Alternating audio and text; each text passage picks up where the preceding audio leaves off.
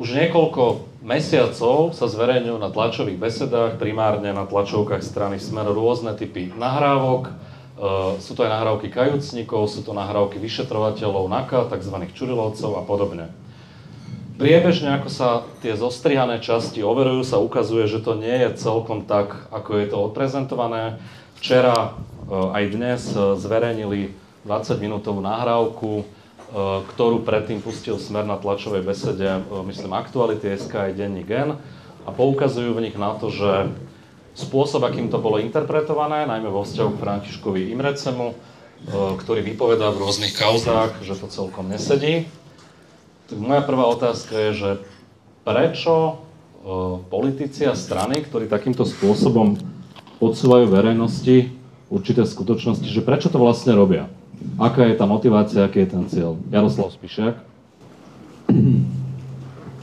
Tak zvolili si takýto spôsob obhajoby, ktorý väčšinou všetci podozriví, všetci obvinení alebo aj obžalovaní aj praktizujú. V prvom rade spochybniť svedkov, spochybniť celé konanie a snažiť sa za každú cenu. Prevažne sa to robí na súdoch alebo pred orgánmi činnými v trestnom konaní. Teraz sa to presunulo na médiá, na verejnosť, čiže toto môže mať len jediný jeden cieľ: ovplyvniť verejnú mienku, aby tí, čo sú obvinení, neboli spoločensky až tak zaznávaní, dokonca aby niektorí ľudia spoločnosti aj fandili, mali ich za nejakých martírov, za nejaké obete, ale v konečnom dôsledku vždy rozhodne na konci až ten súd. Daniel Lipšic. Ja sa isto nebudem vyjadrovať k motivácii politikov, to mi nejako neprináleží.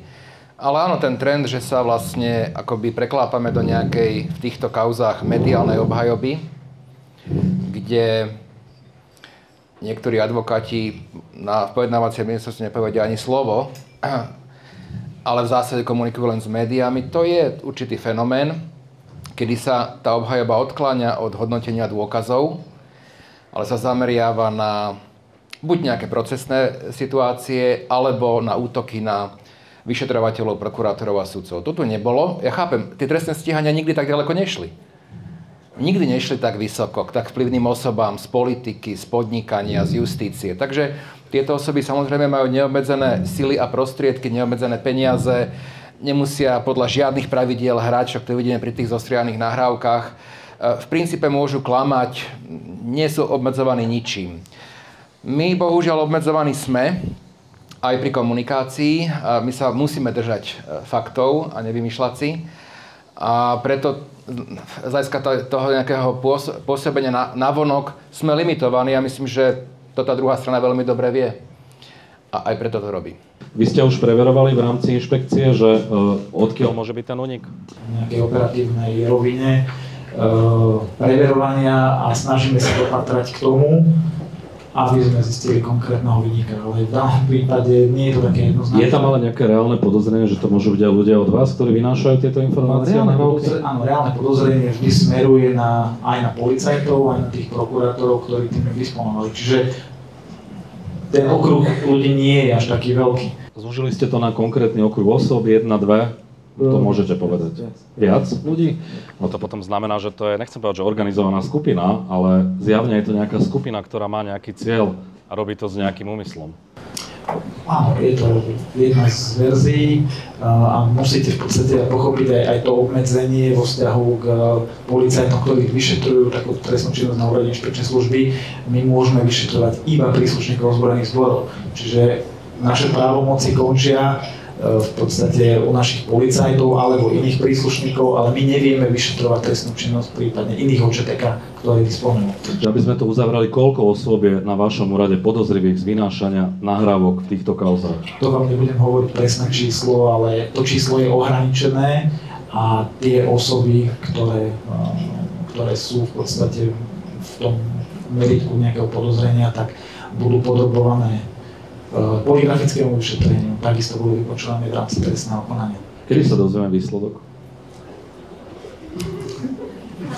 To by som rád vedel aj ja. Máte na to aj nejaké vysvetlenie, prečo to tí ľudia robia? ktorí sú podozriví z tejto činnosti? Vždy tá motivácia, vždy to treba hľadať v podstate v nejakom zištnom motíve. Buď tým ľuďom je niečo sľubované, buď im bolo niečo ponúknuté, dané.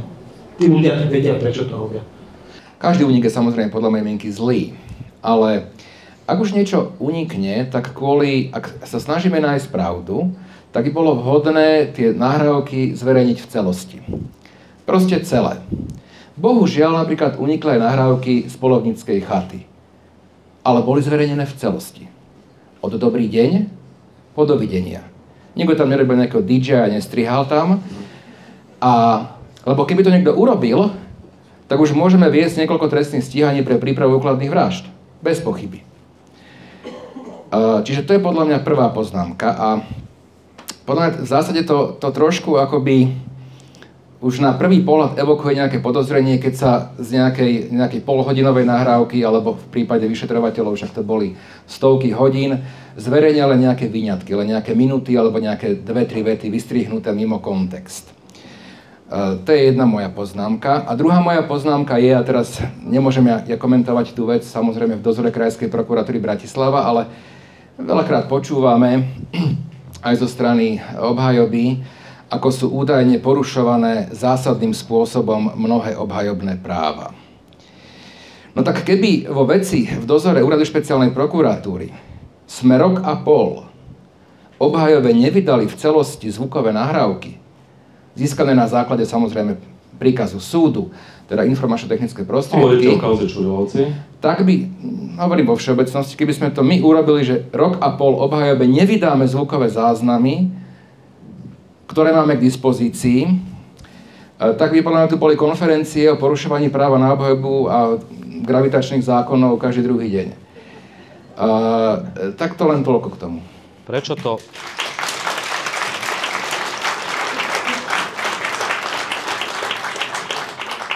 Myslíte si, že tým motívom, pre ktorý unikajú tieto nahrávky, môže byť aj snaha nejakým spôsobom sa finančne obohatiť? Čiže to finančné obohatenie tu je podľa mňa len druho, treťo, neviem koľko rade. Dôležité je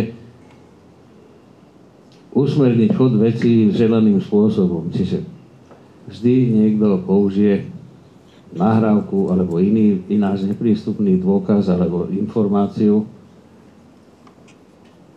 Nie preto, aby zarobil, ale preto, aby pomohol tej veci, za ktorou teda stojí. Či už v zlu, alebo niekedy aj v dobru. Že si myslíte, že konkrétne títo ľudia z inšpekcie, ktorí sú podozriví, že to robia z presvedčenia? Keď nie z presvedčenia, tak aspoň z túžby, že následne potom možno budú v nejakých funkciách, lebo pomohli tomu názoru, ktorému pomáhajú. Teraz sa tu prezentuje nejaká vojna v polícii, že existuje. Oni tieto vojny v polícii boli vždy. Vždy vtedy, keď polícia začala objasňovať, vyšetrovať, stíhať osoby, ktoré možno dovtedy neboli podrobené takýmto úkonom. Či už bežní mafiáni, ak ich nazývame, alebo aj nejaké vyššie spoločenské štruktúry. Vždy vtedy zásadným spôsobom bola vojna. Potom boli také obdobia, kedy o žiadnej vojne nikto nepočul, vtedy bol kľud, vtedy všetko fungovalo, vtedy nikto proti nikomu nebojoval, všetci boli zajedno a všetci chránili. Teda to bolo vtedy, keď ste boli vo funkcii, že? Skromný človek. Ja teraz hovorím, že dobre rozumiete, nie že obviníte, ja som to myslel ironicky. Jasne. Aj vy. Jasne. Čiže ja tiež som produktom takej vojny. Skúste to možno porovnať. To bolo cca 20 rokov dozadu. To bolo v roku 2001. No, čiže sme 20 rokov odvtedy, že v čom sa to zmenilo? Tiež polícia v určitých štruktúrach začala objasňovať, postupovať celkom seriózne proti privatizérom v mečiarovskej ére. Celkom seriózne. Zas iní policajti si ich nahrali a prezentovali ich činnosť, ako keby bola nelegálna. Skôr je to čo teraz. Lenže tá nelegálnosť bola prezentovaná ten policajt, ktorý riadil útvar, ktorý nahrával, bol nútený, aby odišiel. Prvý viceprezident ho nechcel odvolať, ani prezident, ani minister, tak nakoniec boli odvolaní aj viceprezident, aj prezident, aj minister. A potom som bol dosadený ja, že aby som ho vyhodil ja. Ako to dopadlo? Tak ja som ho nevyhodil. Prečo? No preto, lebo ja som není figurant, že robím to, čo mi prikážu, ale som sa oboznámil so situáciou a nakoniec musel odísť, lebo nedostal previerku NBÚ. Tak sa to vyriešilo mimo vás. Čiže ale v zásade je to veľmi podobné, to čo sa dialo vtedy aj teraz. V takýchto situácií potom som zažil viackrát, možno v malom, vo väčšom, ale vždy bola vojna. Ja som nikdy nezažil v praxi, že by zvukové záznamy nesedeli s prepismi. Tie zvukové záznamy vyhotovuje špecializovaný policajný útvar, Úrad zvláštnych policajných činností, teda inšpekcia si to prepisuje sama, ale tie prepisy sú presné, vrátane citosloviec. Oni to prepisujú, špeciálne zamestnankyne v laboratórnych podmienkach, to je presné. Ja som sa nikdy nestretol s tým, že by tie prepisy, keď sa prehrávajú zvukové záznamy, napríklad na hlavnom pojednávaní, že by nesedeli s prepismi. To proste sa nikdy nestalo. Jan Čurila a teda ďalší vyšetrovatelia sú proste špičkovými vyšetrovateľmi Národnej kriminálnej agentúry, predtým robili na UBOKu, proste sú mnohí 20 rokov v služobnom pomere a takmer všetky najzávažnejšie prípady organizovaného zločinu títo ľudia vyšetrovali. Minimálne teda 15 rokov, ak teda nie aj viac.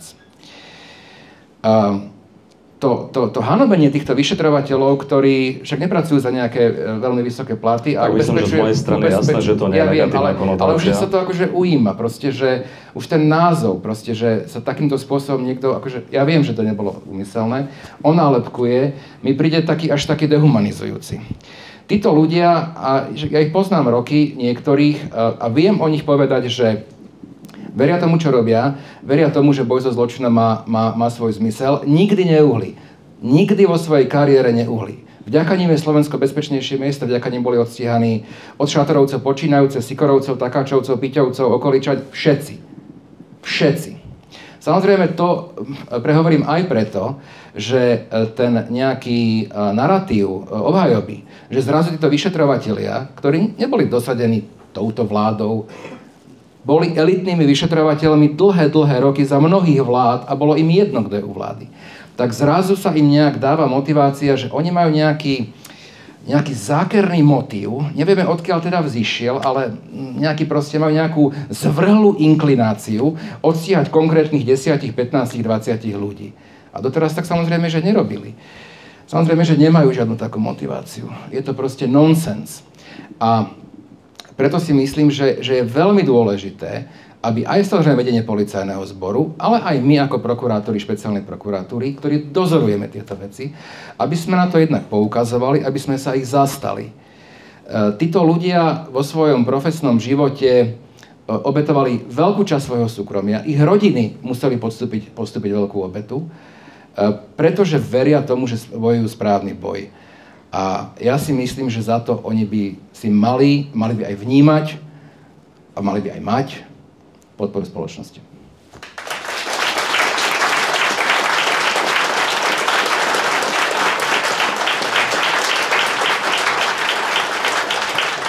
Jaroslav Spišiak. Ešte funguje dobre. Tu bola reč o prepisoch telefonických alebo prepisoch zvukových nahrávok, buď pracovníkmi špeciálneho útvaru policajného alebo inšpekčného. Väčšinou sa tam jednalo o to, že nezrozumiteľný text, aspoň ak čítam médiá, nezrozumiteľný text, tak možno, že ho nerozumel, napísal nezrozumiteľný a následne sa počulo, že čo sa tam hovorí. To je jedna vec, ale podľa mňa spoločensky oveľa horšie, špinavšie je to, keď som čítal uznesenie prokuratúry generálnej, neviem, v tomto bol. A tam bol prepis nahrávky z prokuratúry. A A potom na tlačovke politickej strany vidím, že ten prepis je strihnutý. Čiže to nebola chyba policajta alebo jednoducho úmysel špatne prezentovať niečo, čo verejnosť dostala, alebo boli zverejnené tie nahrávky, tie uznesenia a tam bolo napísané celá veta a na tlačovke len pol vety, alebo tak nejak. Čiže toto je už, to je zase iná modifikácia, nie je čiste policajná, ale to už je zneužitie fakt na tie mediálne prezentácie. Keď boli zadržaní vyšetrovatelia, to bolo myslím v septembri 2021, v deň, keď Slovensko navštívil pápež. Nechcem komentovať, či to bolo len náhodné alebo nie, ale v každom prípade už dobre vieme, že predtým sa nejaké informácie poslali do priestoru, že sa pripravuje zadržanie vyšetrovateľov, dokonca teda aj prokurátorov USP. No, nikto neutekal. Nikto neutekal. Teraz máme obvinených, ktorí utekajú, zrejme do ikonického právneho štátu Bosny a Hercegoviny, lebo to je štát, ktorý určite je garantom dodržiavania ústavnosti a zákonnosti. Prosím? Trošku lepšia klíma je tam asi ako tu. Taká vysokohorská, neviem. Ale v Sarajeve možno. Ale to chcem povedať, že to je rozdiel. Proste napriek tomu, že sú trestne stíhaní, boli dokonca vzatí do väzby, ktoré stíhanie inak označil krajský súd, však to je verejne známa informácia za absolútne nedôvodné, arbitrárne, tak ani predtým, ani potom neušli a som presvedčený, že ani neujdu. Je dosť dôkazov, aby boli uznaných za vinných aj tí objednávateľia vraždy podľa obžaloby, a to je Marian Kočner a Alena Žužová. No, to nie je otázka do diskusie, lebo podľa môjho názoru je odpoveď stručná. Tých dôkazov tam je dosť, podľa môjho názoru. Tá dôkazná situácia, to všetci vieme, evidentne v tomto novom pojednávaní je ešte silnejšia. Boli nové znalecké dôkazy vykonané, boli mnohé listiny vykonané, boli nové svedecké výpovede. Že ešte silnejšia. Čiže v zásade ja si myslím, že tá obžaloba je postavená veľmi silno. On teraz použil jeden taký argument, že keď sa ho pýtali, že prečo lustroval rôznych prokurátorov vlastne v systéme sociálnej poisťovne, tak on povedal, že on si chcel dať spraviť taký matematický horoskop a že vlastne na základe, sme nevedeli, že je teda aj matematik, a že na základe teda tých dátumov narodenia si chcel nechať vyveštiť, že kto má akú šancu stať sa generálnym prokurátorom. Viete, k tomu by som povedal, že prvých ľudí, ktorých si lustroval, boli Ján Kuciak a Martina Kušnírová. Neviem o tom, že by kdokoľvek z nich na generálneho prokurátora kandidoval. A ja som presvedčený, že moji kolegovia tieto obhajobné argumenty vyhodnotia v záverečnej reči. Že toto bude podľa vás, že zásadná vec v ich neprospech. To nechcem posudzovať, čo bude zásadné, menej zásadné, a ja som len reagoval na tvrdenie obžalovaného, že lustroval si konkrétnych ľudí podľa toho, lebo chcel, aby mu niekto vyveštil, kto bude generálny prokurátor. Tak to mi nepríde ako úplne najbystrejšia obhajobná poznámka. A pritom on hovorí, že má veľké IQ. S tým sa často chváli. To aj neviem. Možno aj s tým sa manipulovalo. Peter Juhás? Ja som chcel len dodať. Zároveň tam rezonuje taká iná zaujímavá vec, že Alena Žužová mala, myslím, na druhý deň po vražde, podľa smart hodiniek, zvýšený tep. Je toto typ nepriamého dôkazu, ktorý môže v nejakej miere zavážiť, alebo je to možno len nejaká súvisiaca vec, ktorá nemá až takú relevanciu? Jaroslav Spišiak, stretli ste sa s niečím takým? Niekedy pri vyšetrovaní? Ja som už bol dávno policajt, vtedy také hodiny neboli. Že vy vždy dáte takú odpoveď, že neviem potom reagovať. Samozrejme, že tep. Je to dôkaz, nie je to dôkaz? V tom čase ešte neboli technológie, ktoré by mohli ten tep v momente zaregistrovať. Neboli napojení na EKG alebo na niečo také. Môže to ale zohrať nejakú rolu, Peter Juhás? Môže, keď to vieme zasadiť, lebo v podstate k tomu údaju my vždy máme konkrétny dátum, čas, sekundu, niekedy aj časti sekúnd. A keď to vieme zasadiť do kontextu, do príbehu, keď máme informáciu, čo sa v danom čase mohlo riešiť, robiť, tak to význam môže mať. Tu nás sa niektorí tvária, že vlastne, že nevedeli o tom, že policajný zbor a jeho vedenie je ovládané konkrétnym oligarchom a finančná správa zase iným oligarchom, ale obávam sa, že tie dôkazy nasvedčujú niečomu celkom inému. Ja viem, čo znamená účelové politické stíhania, kde vybraní vyšetrovatelia, nie tí elitní, ktorí odstíhali všetky zločinecké skupiny, keď vybraní vyšetrovatelia manipulujú stíhania a znášajú obvinenia na základe skoro ničoho. A pretože ja s tým mám osobnú skúsenosť, tak som presvedčený o tom, a môžem o tom aj svedčiť, že v súčasnosti vylučujem, aby sa dialo akékoľvek účelové stíhanie.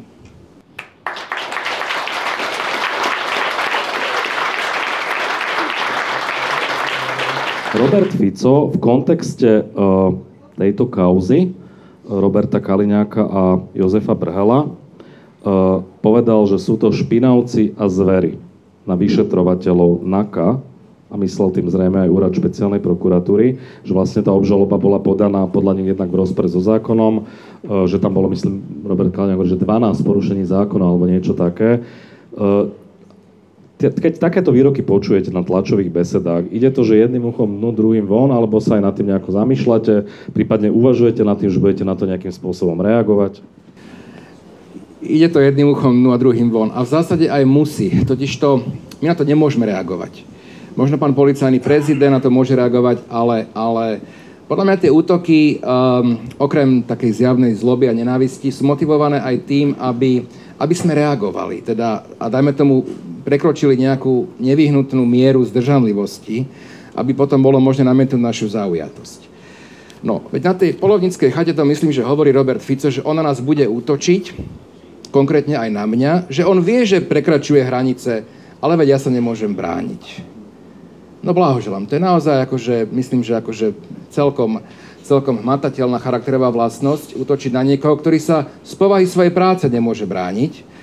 Ale bohužiaľ takto proste je. My musíme byť zdržanliví a práve preto, alebo si myslím, že jednou z motivácií je, aby sme reagovali a aby následne bolo možné namietnúť našu zaujatosť, tak reagovať proste nebudeme. To je jedna rovina. Druhá rovina.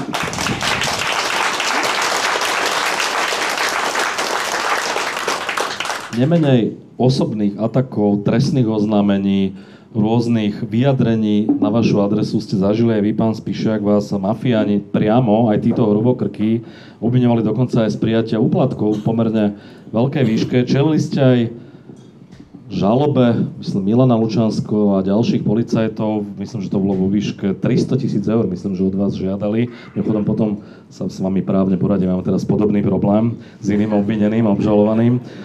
Vy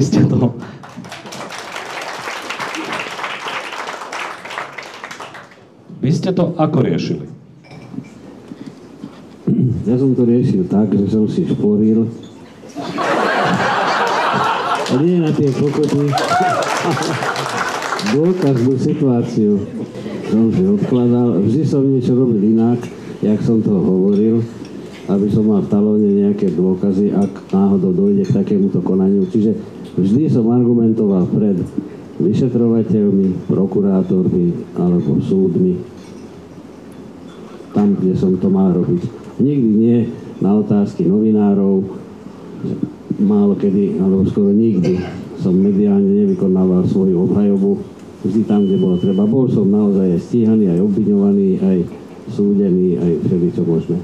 Ako dopadla tá vec? Môžem hovoriť aj takéto hlúposti. V pohode, treba to trošku oživiť, lebo to bolo také odťažité miestami. Ťažká téma. V aktuálnych veciach sa nemôžem vyjadrovať, lebo nie som už v obraze. Presne na to sme čakali. Teraz máte, že 5-minútový freestyle.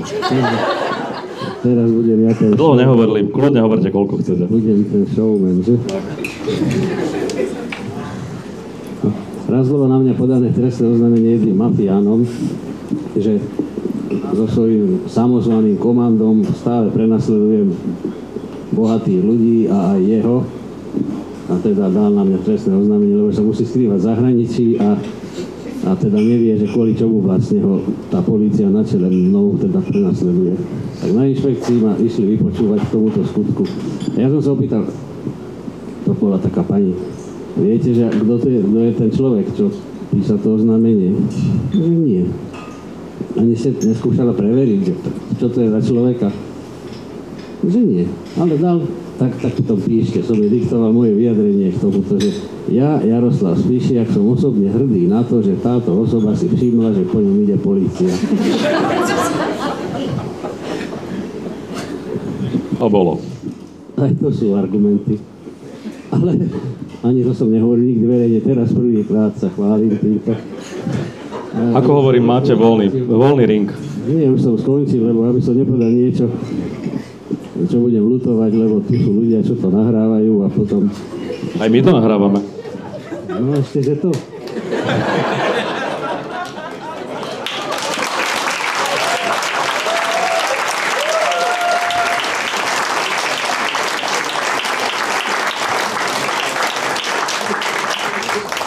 Späť do reality. Robert Fico sa vyjadril, že keď sa ho pýtali novinári, či bude po voľbách nejaká pomsta alebo revanš, tak hovoril, že on to myslí inak, že on pôjde po hlavách. Konkrétne spomenul vás pán Lipšic a myslím, že spomenul aj Jana Čurilu, možno aj ďalších, že sa bude usilovať o to, aby vás vlastne dostali z funkcie. Ste na to pripravení? Vôbec o tom ani nepremýšľam. Už som si toho naozaj zažil veľa aj v tom verejnom živote a už teda všeličo skúšali rôzne veci.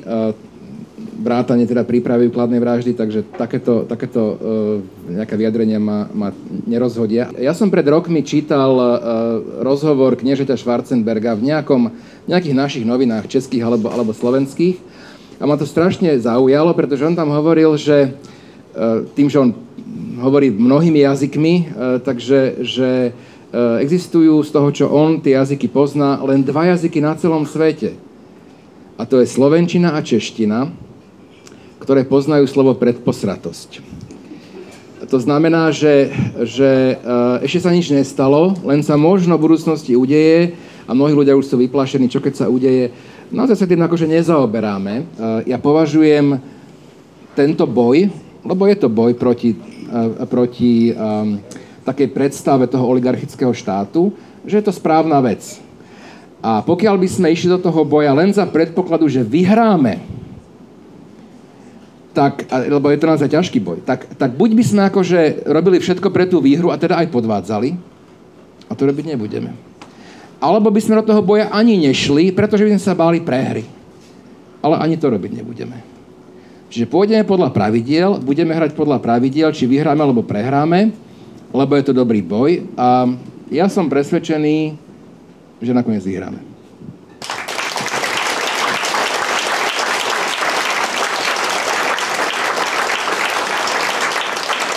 Aj tí, ktorí nás verejne obvinujú z manipulovania, stíhaní, vedia, že nie sú manipulované. Vedia, že všetky tie stíhania sú založené na konkrétnych dôkazoch. Dobre, či sú silné, slabé, rozhodne súd. Ale nikto nikoho nenavádza a nikto nikoho nemanipuluje. Dôkazom toho je práve tá diskusia, ktorá bola zverejnená v celosti na Polovníckej chate. Tam sa účastníci nerozprávajú o tom, že polícia niečo manipuluje a získame nahrávky, ktoré to preukážu a tam je a toto a takto. Bavia sa o tom, komu pomôcť, kto je vo väzbe, aby išiel von, aby potom nerozprával ďalej a nepadol ten ďalší. O tom sa rozprávajú v prostredí, ktoré je bezprostredné a úprimné, pretože sa domnievali, že tam môžu voľne hovoriť. Tá diskusia na Polovníckej chate je predsa diametrálne odlišná ako na tlačových konferenciách. Tam nikto o žiadnych manipuláciách nič nehovorí. Tam hovoria o tom, ktorému obvinenému treba pomôcť, ako treba koordinovať obhajobu, aby nepadli ďalší a aby nezačali ďalší spolupracovať. To je kľúčové posolstvo Polovníckej chaty.